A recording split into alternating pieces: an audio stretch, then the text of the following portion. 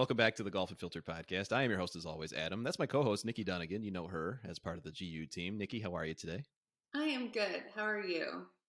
I'm doing really good. And I have to first ask, big news overnight for you, Taylor Swift. I mean, how are you feeling today? I am feeling good. Not only did Taylor drop a new album, but at 3 a.m. she was like, surprise, there's new songs that I didn't tell you about. So I'm feeling good. It's always a good day when there's new Taylor Swift music. So yeah, I'm feeling really good today. It's a good day. Nikki is. Would it be fair to say that you're a massive Swiftie, or are you like the queen of the Swifties? Like, where are we at in the spectrum? No. Okay, so let me preface. There's like levels. If you are on TikTok at all, I feel like you probably know there's levels. I feel like to Taylor Swift's fans. There's the people who like know she exists. Then there's the people who like know her songs, like know her albums. Then there's the people I feel like maybe probably like me who they know all of her songs. They know every word to every song. They look forward to the album release. They're big fans. They've been to concerts. They've been a fan of hers forever. Mm-hmm. And then there's the people, then they like know about her and her relationships and all those kind of things. They know what the songs are about. But then there's the people who are like a step above that.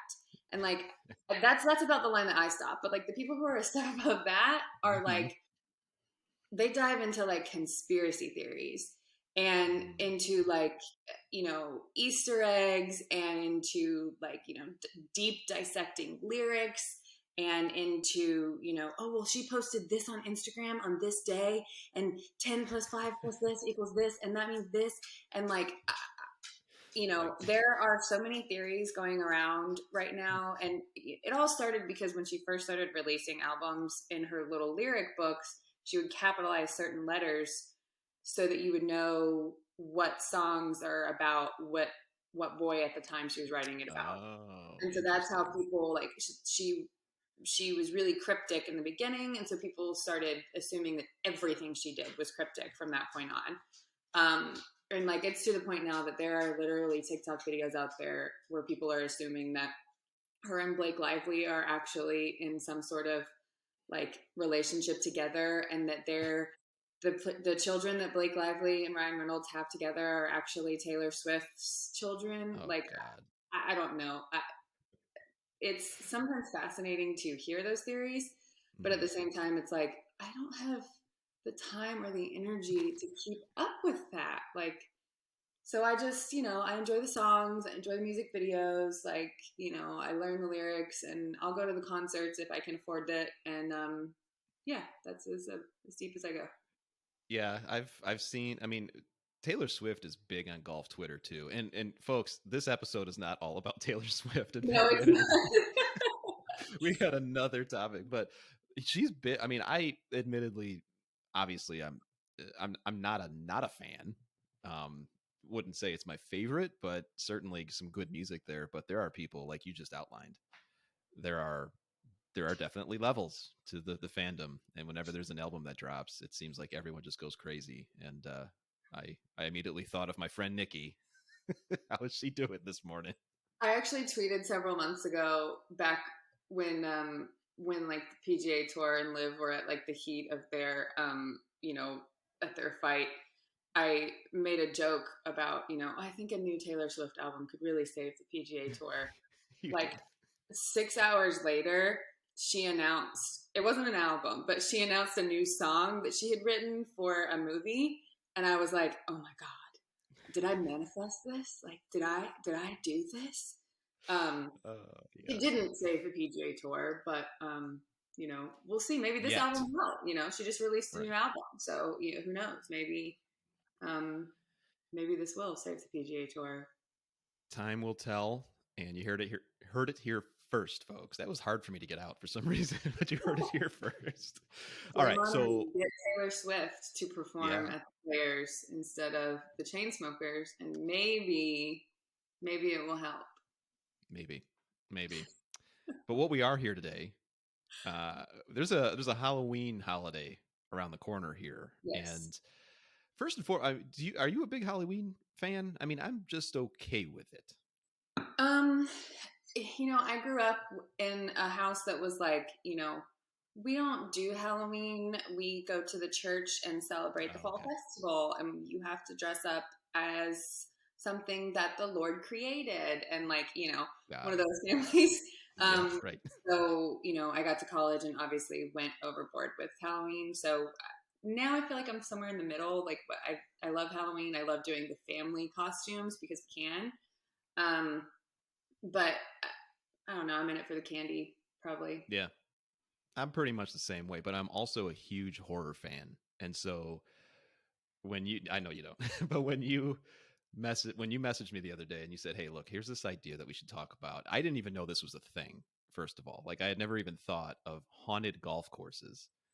And there's a list on the World Wide Web, Nikki, that lists at least 10 haunted golf courses. And one of the things that I like about this is I've only heard of two of these. So I look at that as both good and bad. The good, there aren't that many well known haunted golf courses, I guess. But the other is there are still some well known golf courses that have a haunted history. What were your impressions of this list before we get into it? Well, first of all, like I can do like a scary movie if it's one of those like it's obvious that this is like a movie, like Mm-hmm. if because it's or this is obvious that this is like a fake story kind of thing. The whole production value, I guess, of it takes me out of the um this is something that should scare me, like Mm-hmm. Chucky, like doesn't Right. doesn't do it for me. But Paranormal Activity, like Mm-hmm. that terrified me in all new ways that I had never Yes. been scared of before. And I didn't sleep for weeks after I saw that. And so, of course, I had to go see the others in theaters immediately after when they came out, too. Um, but like thinking about like demons and like things being Yep. actually haunted like this, like that there are actually courses out there Mm-hmm. that I don't know that it gives me the heebie-jeebies. But it's also fascinating to read about because it's like, is is it haunted because or haunted because of the stories that people keep Mm-hmm. telling, or is it actually like is it like a feeling, like an eerie feeling that you get when you get there? Like, what is it that makes it haunted? Right. Yeah, that's a good way to put it because I feel like a lot of the folklore. I'm really big into folklore. I like learning Hesitant. about history. Say that again. Nothing. Never mind. Go ahead. Okay. I like a lot of this stuff. And what's interesting is the stories, as you put it, kind of carry over from year to year. And the people that tell the stories, it kind of changes just a little bit every so often. And I wonder if that's kind of what leads to the creepiness of these stories here. But that being said, maybe we go back and forth, talk a little bit about these golf courses. Yeah. I'll let you take the first one. This is one that takes place in a part of the country here in the United States that is known for this type of thing. Tell us a little bit about it. Yeah, so this one's in City Park, New Orleans, which as soon as you read New Orleans, you're like, "Oh, okay." Um Right. there was an entire American Horror Story season that was based in New Mm-hmm. Orleans because of all of the like the the witches and the voodoo and it's just it there's a history there. But according to this, in the 1960s, a man shot and killed a woman who was finishing her round of golf on the 18th hole. And so ever since then, there's like golfers who have supposedly or allegedly heard the sound of a gunshot and like can hear like a chilling woman's like scream when they play there. And there's been also several 911 reports coming from that golf course, like of people saying, "Oh, I heard I heard a gunshot, or I heard like a woman Mm-hmm. screaming." So apparently, there hasn't been any actual like historical evidence of an actual murder there, but there have been several actual 911 calls, and the story continues to be shared. But yeah, that's City Park course in New Orleans, and so it's yeah. Yeah, that's creepy to me in a lot of ways. And one, so everyone who listens to this knows that I live near Chicago, and there is a on Archer Avenue.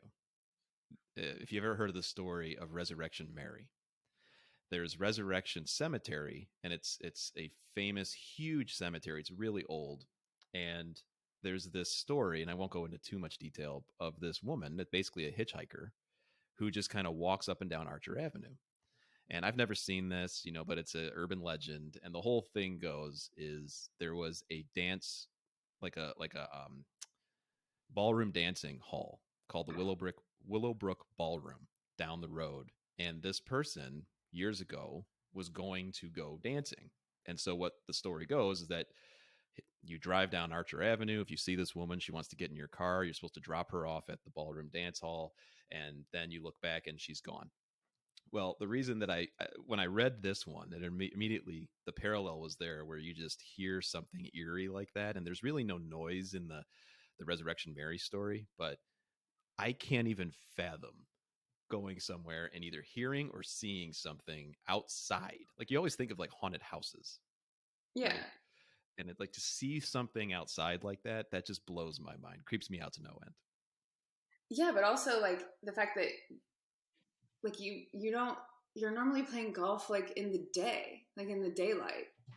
And Right. so it's not like most people when you think of like haunting and like scary creepy things, like you're thinking about like it being nighttime.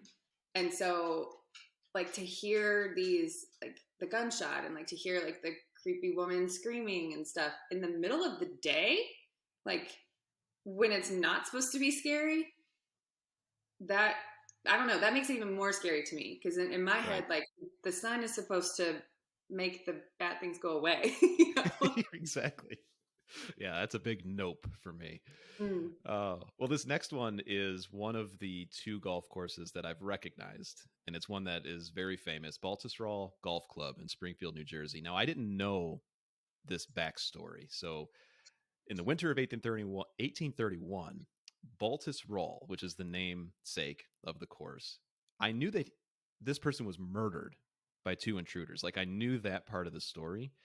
Um, but then apparently his wife fled during the attack and then returned to find his body. And it was tied up near the gate of their house. Like, what? First of all, okay. So, anyway, it goes on. The attack becomes local legend. That's why many of us have heard about it. There's been some big golf tournaments, of course, that have happened at this course over the years. And then they named the course after him in 1895. Apparently, Old Balti, as he's known, which is a fantastic nickname, in my opinion. Ballsy. Uh, he allegedly stalks the courses because there's multiple courses there, and he's looking for his killers, is the urban legend here. So there's a lot that goes on in that story. The wife finding the body tied up at the gate, like that's another Yeah, tier. that's first of all, like Boltus Roll. Like what a name. Yeah, Boltus Roll. Nobody names their children things like Boltus anymore. Um, but like, uh, what is he hoping to find? Like who? right. Like first of all, if he from 1831. If he's still haunting that course to find his killers, like is he hoping to find like their ancestors? Like, Right. does he know that they're not going to be alive anymore, or like are ghosts stupid, or are they just like? Is he trying to find like their ancestors? Like, I guess we Yeah, probably I don't. But that's a weird one for me because and that actually brings up whenever there are hauntings and they continue to look for something, you're right. Like what are they looking for? And like when you think of ghosts and all this, it's like, all right, well, there's many ways to think about it, but one is they've not moved on depending on your yes, there's beliefs something because unsettled, right? there's Like, unsettled business, right? yeah, So that's an interesting one, but I had no idea of such a famous course for many reasons and all of that backstory. Just a horrible way to go. Also, that they would name the course after this guy, like that had such a brutal like death and like a brutal, story. That seems. Did they name it? Well, okay, because they didn't name it after him until much later. So did they name it after Mhm. him because he was haunting it, Oh, or good point. because he died there? That is a great point. I hadn't thought of that. I think the former makes more sense now than the latter. It's like, oh, good old Balti died over there. Let's just name it after him. Yeah, No, like, oh, no. he had such a brutal murder. Let's just name it after him. Like that seems insensitive. But if Hmm. it's like Balti won't leave us alone, like he is constantly hanging around here haunting the place, we might as well name it after him, and maybe it'll get him to go away. Yeah, yeah. And clearly That it makes more doesn't. sense to But me. yeah, maybe. Right, right. All right, what else we got? Um, okay, so we have Etna Springs. It's in Pope Valley, California. And so it is currently closed, but the Etna Springs golf course is supposedly the final resting place of a few 16th century monks, which already were like, Yeah, yeah, yeah. Um, it's like what? yeah, they were believed to be tortured to death by rival Spaniards, who, It's not funny, yeah, but I can't. Sorry. well, yeah, I know. And so these monks, allegedly, the haunting stories are that they wander the course in their like translucent robes and their shaven heads. Um, and in 1963, there was a doctor who was playing the course, and he actually like snapped a photo Hmm. that like people believe are of the monks. Um, and so that's kind of what leads a little more into the actual like, yeah, this place is haunted, is because they have this like random photo. Um, Right. if you look at the photo, yeah, it could be monks, but like it also could be like something on the lens of the camera. I mean, It's very um, cloudy. Yeah. And we'll include yeah, a link in the show notes so listeners you could see this video this photo rather. But yeah, you're right. It's almost like smoke. yeah. I mean, I don't know. I'm not, I'm not well versed in what my monk ghosts look like, but so it could be, but it also could not be. I don't know.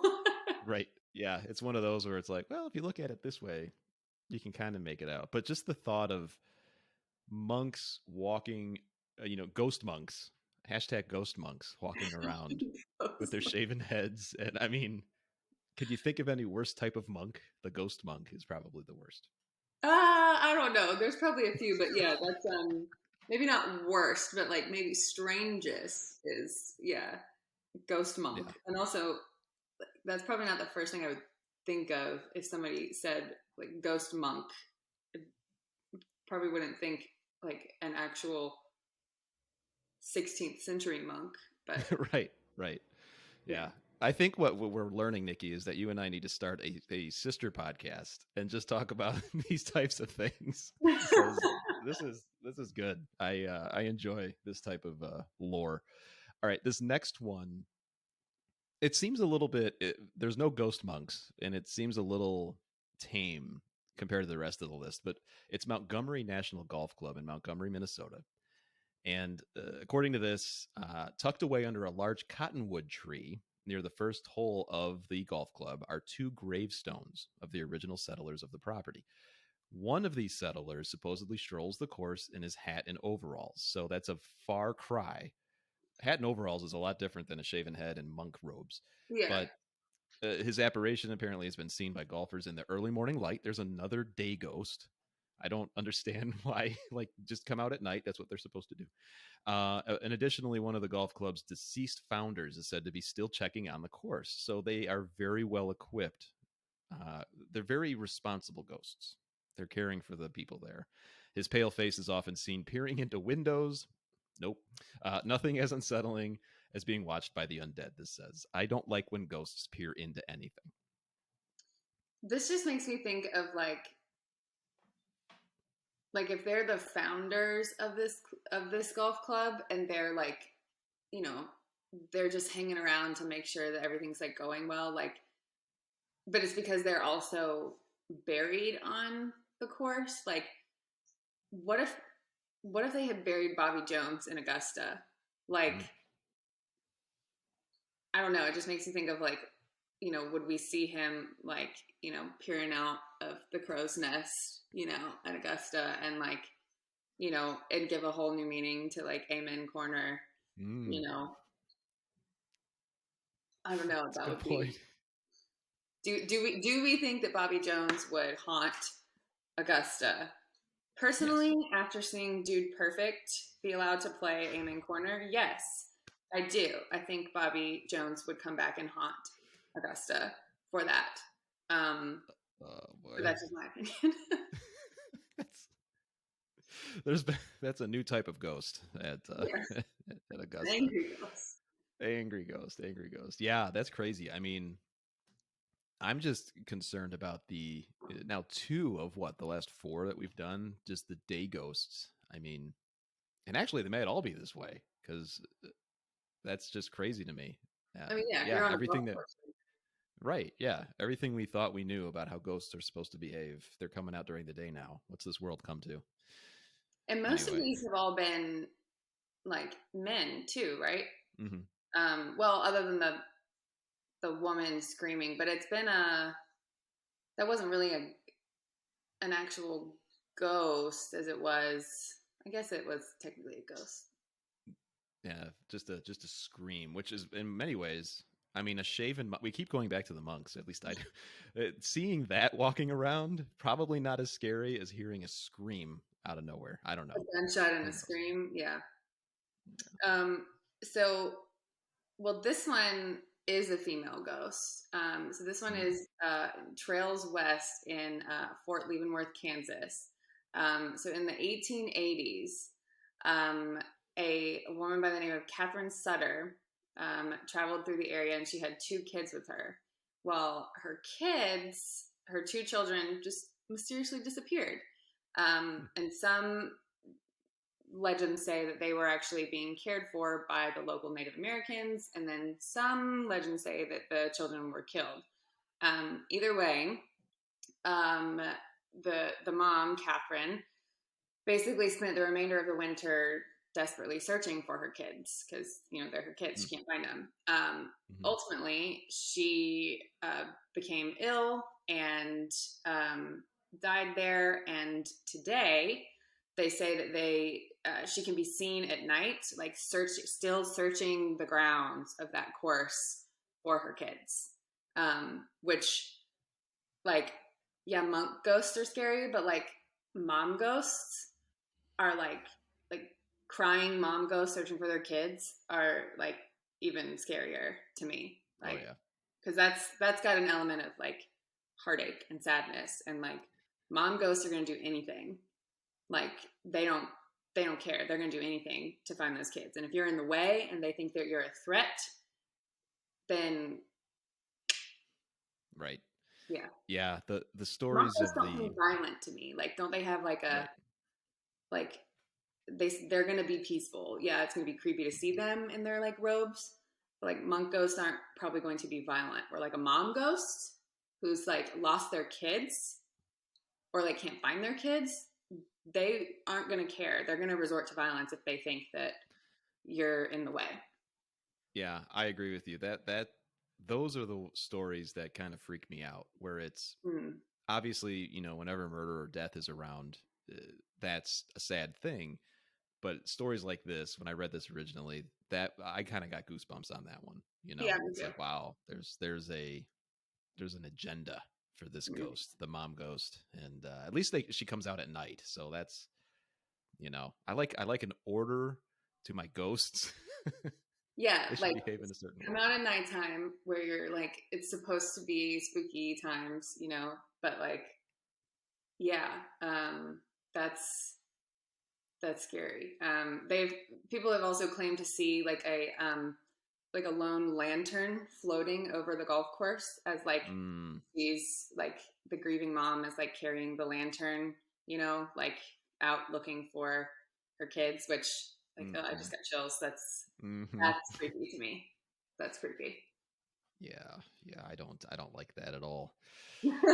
That's a scary one. That's a scary one. Yeah. So it's also funny when we have these the next one here, there's a little bit of lore already attached to this area, and I found this to Mm. be really, really interesting. So it's called the Garrison in Garrison, New York, and apparently it's in the same valley as the Legend of Sleepy Hollow. So right now, right away, you're like, okay, why Yes, would you ever play golf there or go there? Really? Um, I'm sure it's a very lovely place. No one in Garrison, please don't get mad at us. at least 90 Th- million, right. maybe. Apparently, this course already is. Oh, of course, it's already unnerving because it's in the Legend of Sleepy Hollow area. However, in the 19th century, there's this graveyard that overlooks the 14th green, and there is apparently a eeriness. This says that cannot be avoided. I mean, so right off the bat, you've got a cemetery right there near the golf course. I just this there's nothing good about this area already. So then this goes on to say that therefore it's no surprise that golfers have reported seeing strange happenings on the course. That could mean a lot of things.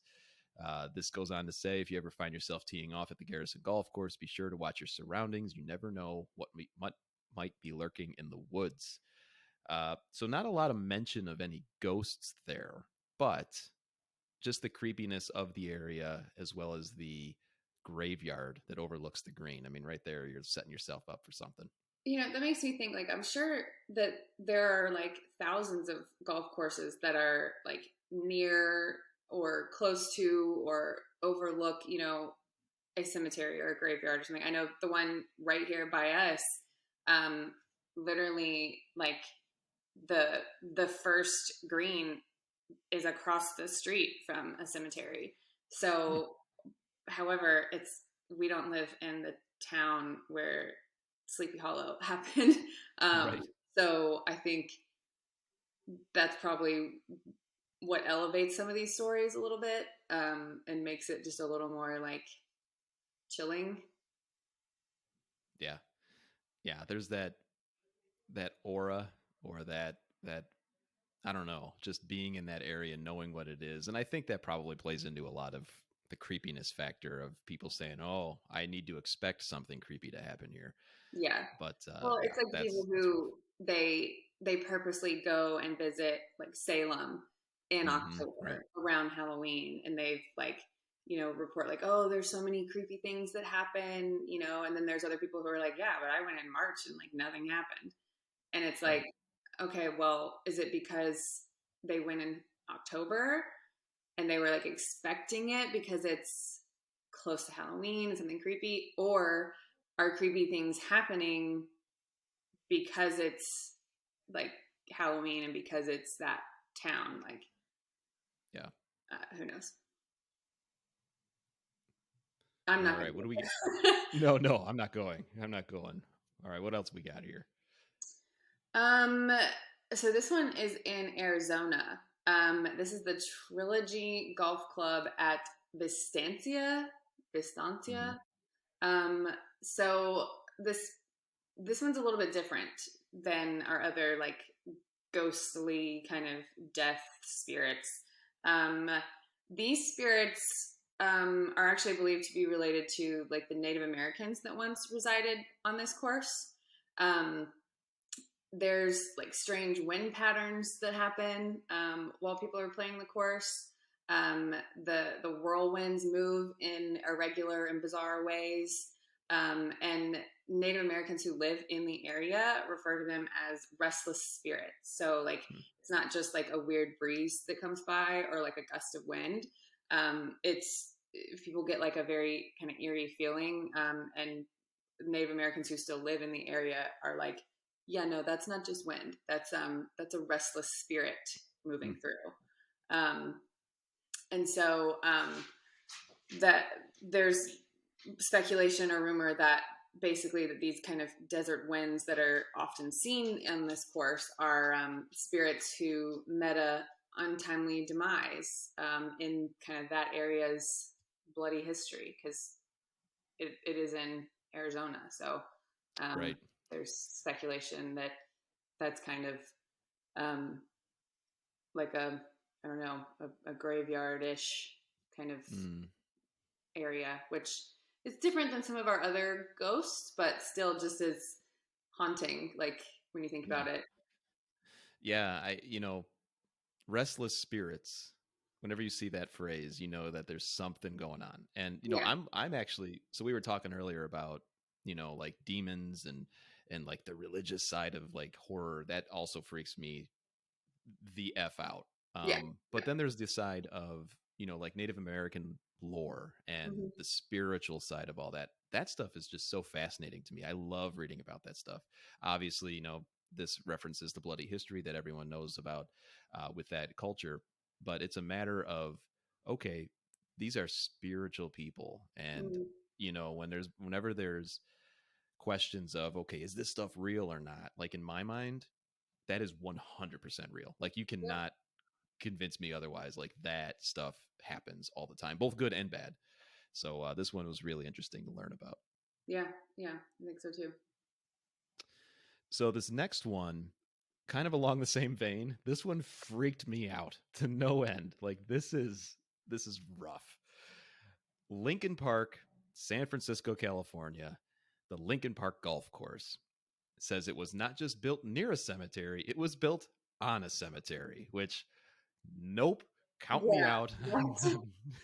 Never Who playing signed there. I've off heard on of Yeah, right. I've heard of people playing golf on like landfills, like Liberty National and that? others, but Hmm. this course was officially a cemetery and it was relocated in 1909. However, the 18th hole is said to be built on the unremoved portion of the old Golden Gate Cemetery.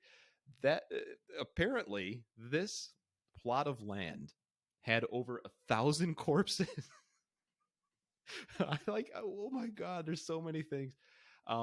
So golfers have been known reportedly to report golf balls being vanished. So we've got some vandal ghosts now, or being struck from the air by mysterious forces. So there's a lot going on here. What was your impression of reading this one? Well, first of all, I just don't understand the logistics of relocating a cemetery. Like, you have 1,000 bodies, people buried 6 feet under. How are Mm-hmm. you just like, I've seen them like move a house, where they like sleep on the back of a trailer and they drive it down, I-75 Yeah. and it has wide load on the back. Like, how do you just do that with a cemetery? How do you just go like, boop, boop, boop, with 1,000 dead bodies? What, like, explain to me the logistics behind that. Like, I'm Yeah. assuming you have to just like one at a time. Actually, I don't want to know. I don't want to know. I feel like it's already bad mojo to be relocating them in the first place. Just like let them be.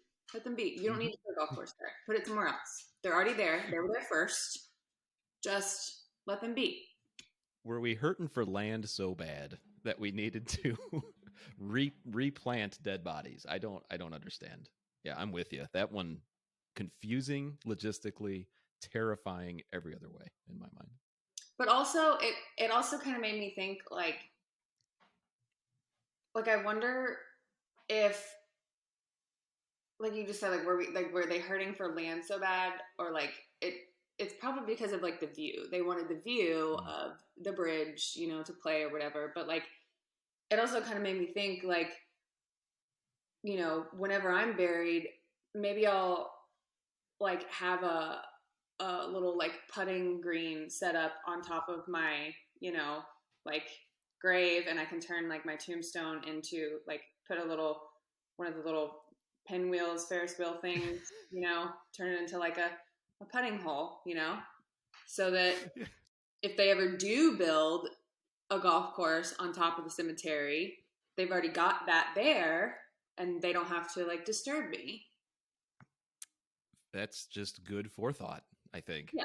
You're Or, really doing that for us. Yeah. yeah, or it encourages like my grandchildren to visit me. Okay, let's go putt on grandma. Yeah. Uh, okay. What's the next one we got here? um, Victoria Golf Club. Um, this one is in Canada. It's over 125 years old, so we're already getting into like some ghosty things, some creepy things. Um, in 1936, Doris Gravlin, which again, nobody's naming their kids things like Doris anymore. Like, Right. let's bring these names back. Mm-hmm. She had a meeting one night out on this golf course with her estranged husband. And then from there, what exactly happened, still unknown. But basically, her body was found by a caddy 5 days later. Mm. So, assuming a murder, A murder. Um, but basically, the caddy found her 5 days later on the shoreline of the course. And then a month after that, the body of her husband was found Mm. by a fisherman near the course. So again, a murder probably happened. So today, it's an assumed murder suicide, but nobody really knows. But basically, everybody who visits the course now, even the general manager of the course, says that they have experienced the restless ghost of Doris Gravlin. Mm. And there's apparently many sightings of Doris all around the property in the same white gown that she died in, which, Mm. like, white gown, like bride ghosts, again, also, nope, that's too creepy for me. Mm-hmm. And apparently, even the security cameras have caught evidence of her presence on the course. So apparently, it's so well known that people don't. There's no solo golfers. Like, people don't go play a solo round at this course because old Doris is gonna come get them. They're like, no, I'm gonna go. I'm gonna bring somebody with me so that Doris doesn't come after me. Oh, well, in many ways, or at least in one way, maybe Doris is the best marshal ever because there's no singles and it's just pace of play and you're going Yeah. to get things moving. The white gown, I don't know. That might be a little overboard. But so having died in a white gown and found on the golf course, that makes me wonder a couple things. Well, first of all, I agree with you. It was definitely murder. But also, was it on the course? Why would you be wearing a white gown on the course? There's so many questions that I have. Granted, this was, this wasn't in the 1800s. This was 1936. Yeah. So was she moved there? Was she on the same cemetery train that was on the previous course and she kind of moved here? I don't know. There's a lot of questions. Yeah, I don't know. I mean, well, because it said they found her along the shoreline of the course. So maybe it wasn't like she's just sprayed out along the 18th green. Like, she's on the property, but not like, because then it also said that her body, like that the husband was discovered, like, I'm assuming in the water because it said by a fisherman. So Mm. near the course. So both of them are at least close enough proximity to the course. So So she wasn't like in a bunker. no, it's not like both of them are out there arguing on the 18th green, or something like, and somebody tossed her into a sand trap or something like. That's all it would take, too. Boom, you're dead now. Just go in the bunker. Yeah, yeah. Oh, that's that. It's interesting because there's a theme. Before we get to this last one, there's been a theme of just a lot of violence taking place on golf courses, and Yeah. my goodness, I don't even know where people get that angry. It's just, I don't have that in me, especially on golf. But whatever, I mean, I guess if you're playing terrible, if you hit maybe. if you hit a bunch in the water and you're just that angry. But it sounds like most of these happened um, not during a golf round, though. So Right? Yeah, just the outside influences coming onto the golf course. Except That's except for bad. that first one who said that the guy Right. um, shot a woman who was finishing her round on the 18th hole, which never really said why he shot her. Maybe she was taking too long. Maybe who I knows? don't Like know. Got to probably get not Doris that, out there. but Yeah, Marshall yeah, Doris. I gotta get Doris out there. That Yeah, pace of play. yeah. All right, we got one more here. This has been fun. This is the other famous golf course that I recognized, and I'm sure you did too, and many others listening to this. Pasatiempo Golf Club in Santa Cruz, California. Now, this is interesting, and Nikki, I wanted to get your thoughts on this because, frankly, knowing your love of Augusta National, I mean, this I won't jump ahead. Whoa, geez, I just moved my entire camera. All right, Alistair McKenzie, the original designer of this. So where we're reading this list is from haganoaks.com. I should probably mention where we actually got this list. It's also a golf course. He designed Hagan Oaks. Uh, he's also the designer, of course, of Pasatiempo. And many say, which is already first a very controversial statement here, his the jewel of his career was Pasatiempo Golf Club. I could think of maybe another course. One second, though. His American home can also be found on Pasatiempo. That's true. Long story short, his ashes were spread across the 16th green when he died in 1934. And many golfers claim that they see Alistair McKenzie walking the grounds, either physically or spiritually, whatever. My question to you, Nikki Dunagan, why this course and not a very well-known course that is very near and dear to your heart?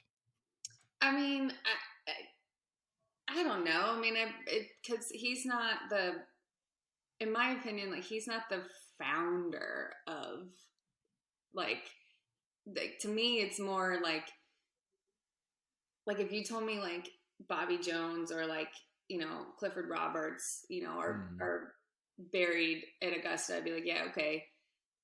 But I mean, if you told me that Alistair McKenzie was like his ashes were spread at Augusta, I'd be like, wow, okay, cool. But Mm. I don't know. It doesn't shock me that he wasn't, but like I don't know. I could see him going either way. He's not like to me. He's not the founder, Right. of the Fair enough. course. So Fair enough. And Pasatiempo, certainly no slouch, to say the least. yeah, yeah. Many, Well, many and huge. he's not the original designer, I guess. Whereas, well, I don't know. I mean, Yeah. you could argue either way, I guess. And it brings in, at least in this story, it brings in the ashes spread, the body is there in some form. I guess it makes sense that the spirit wouldn't leave, but it just kind of seems like good old Alistair, again, another name people aren't naming their kids anymore, uh, just kind of hanging out. There's no like unfinished business. I mean, it's like, all right, this one, it doesn't seem like Alistair's out there causing any trouble. Yeah. Plus, I don't know. To me, it seems weird that that I mean, again, I'm not like a ghost expert, but if I didn't think that ashes would have ghosts, I thought Hmm. like if a body is buried there, maybe, but I wouldn't think that ashes being spread would. I figured that the process to create the ashes would then nullify the ghost process. Like Yeah. again, I know nothing, so It makes sense. It makes sense. yeah. Yeah, But because then then you it think of also like, makes me think like, yeah, go ahead. no, you because then like it's usually there's violence involved, and Yeah, then yeah, yeah, yeah. but in this one he just died. I'm like, all right, we're gonna spread you here, go away. I wonder how many people have probably like, I mean, this is probably in like the thousand, probably like, spread a loved one's ashes on a golf course, like Mm-hmm.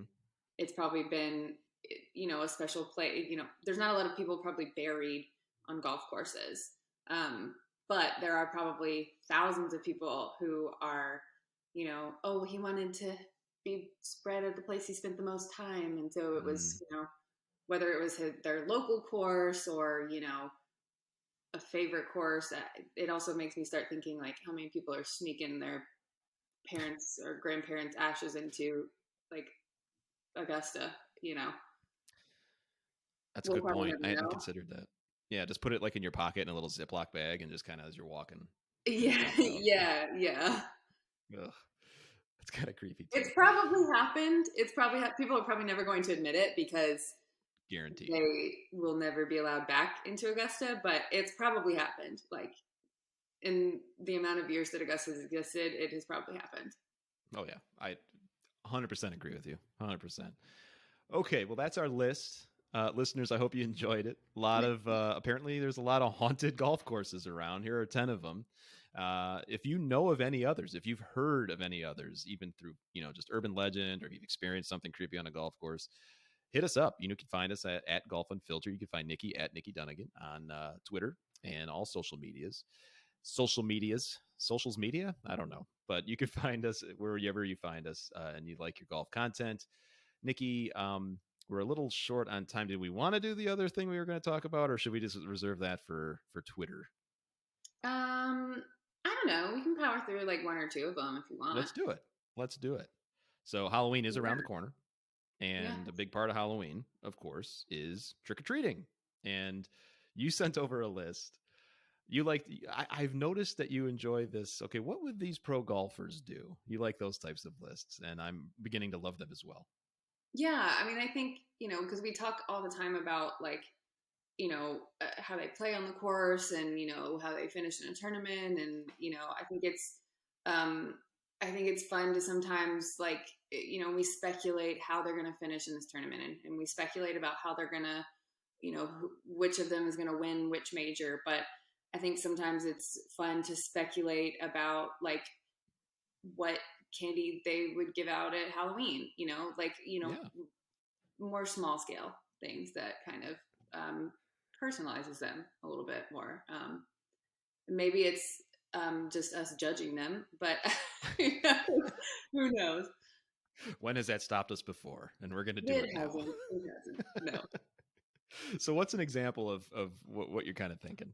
So like Max Homa, for example, Mm. like in my opinion, like he's given out like, full size candy bars like at his house, um, but he's only giving them to like kids who actually put effort into their costume. Like if you Mm-hmm. just did like a store bought, thing, or you just did like put on a flannel and a cowboy hat and you're like, I'm a cowboy. He's like, no thanks. Like you can have a fun size. You had to like go all out, do the DIY, like put in the full effort, do like a whole family ensemble type thing. Then like he's like, yeah, you get a full size candy bar. I'm comparing it to like how he judges like the swing videos on Twitter. Like Exactly. that's kind of the effort he's putting into the judgment of your Halloween costume. I could get on board with that for sure. Yeah, Yeah, I Max would definitely be a costume roaster, 100%, 100%. yeah, I think so. So what else? What's another one that you sent over a list here, and I love many of these. One of the ones that I really like that you. So I mean, Bryson with nerds. When I Yeah. Bryson would just There's hand really no out explanation nerds. for that. Bryce is just he's giving out nerds. Yeah, when I read this, I legit belly laughed. Like, that's so perfect. But what else you got on your list? Um, I don't know. I think like JT is like he's giving me like Reese's vibes. Mm, Like whether it's like the full like Reese cups or the like little like Reese's mm, pieces. Um, mm-hmm. yeah, he's given like Reese's vibes. Uh, Colin, he since he pours his cereal in the bowl before he pours his milk, he Right. seems like the kind of guy who would be handing out Twizzlers. Um, and not that there's anything like wrong with Twizzlers, like Twizzlers are a fine candy, but it's like it's not like the it's kind of just like, oh, okay. It's Kind like of like backwards. there's nothing wrong with doing cereal first, but it's like, oh, okay. Yeah. Um, That's so good. yeah. Um, Tony Finau. He's not at home handing out candy. He's the dad who had to hook up the trailer to the back of his truck Mm. and Hmm. drive all the kids from house to house because he's got 100 of them. Um, Right. but he also like included all the neighborhood kids, so it's not like just for his kids. He invited all the neighborhood kids, so they didn't have to walk from house to house. He's driving them all. So That's nice of him. um, yeah.